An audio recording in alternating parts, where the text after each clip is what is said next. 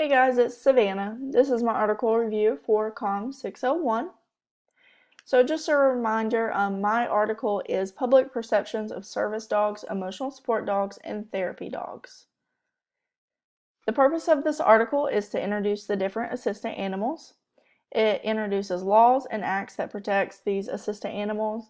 It discusses requirements for assistant animals, and it also gets the public's view of assistant animals. In the introduction, it goes through the different types of support or assistant animals. The first one is a service animal. They provide assistance to people with disabilities. Usually this disability is physical. They are allowed in public locations because of the Americans with Disabilities Act, Title II and III. Usually service animals, they are only dogs, but they do make exceptions for miniature horses. These animals are highly trained. They have to go through certain qualifications before they can even be considered a service animal. The second one is emotional support animal. So these are more psychological. So they're more of a psychological support for people. They do not have to have any training at all. They can be your everyday pet.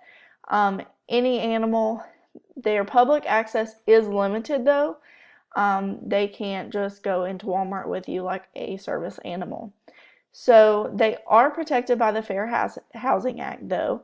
So this is where if you live in an apartment, say, that has a no pet allowed policy, they have to allow your ESA if it is registered correctly. Now they also are protected by the Air Carrier Access Act. So that's basically saying you can have your ESA on a plane with you. The third type is a therapy animal. So this may not really provide assistance for a disability. They do have a variety of training, so anywhere from medium to high. They necessarily don't really have to have any training.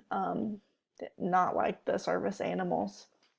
So they are kind of like ESA, but they're registered to work with clients. So a lot of people like psychologists and stuff like that, physical therapy, they will have these dogs around just so they can have them as clients. That's why they certified them as a therapy dog. There are no laws governing these for public access.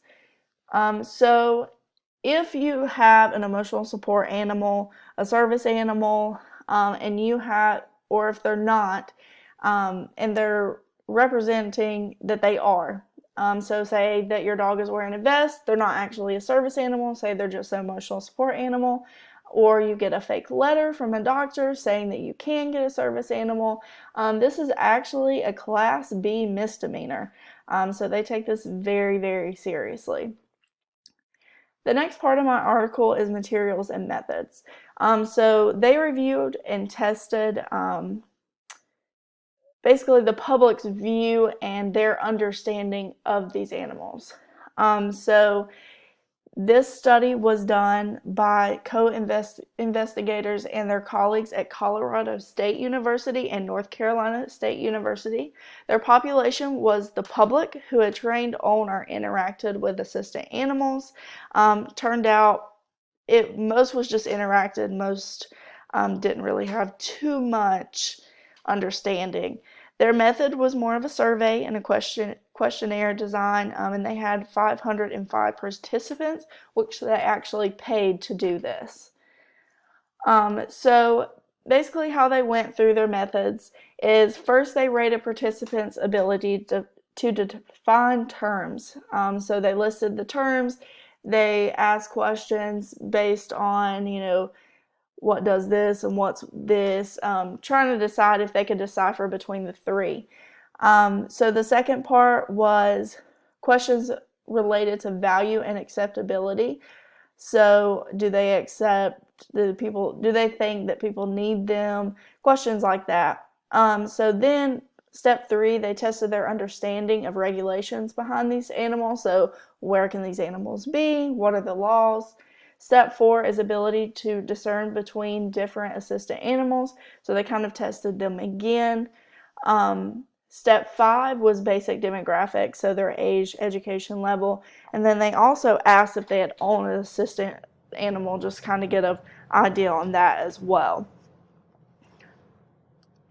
And then following the last step, they actually asked if they could give an estimate on percentage that they thought of people that actually misused the assistant animals as well. In the results, they found that the majority were very comfortable or somewhat comfortable with telling the difference between the different assistant animals. The majority agreed or strongly agreed that assistant animals are acceptable for people when they need them. Half actually disagreed or strongly disagreed that emotional support animals should have limited privileges, so they think that they should be allowed more places. Service dogs, they had a greater percentage of understanding and acceptance. Emotional support animals, they were not as positive. So they thought, people were misusing them, and actually the people that had an ESA were more likely to think that people misuse those. This is my citation for the article, so I hope y'all enjoyed.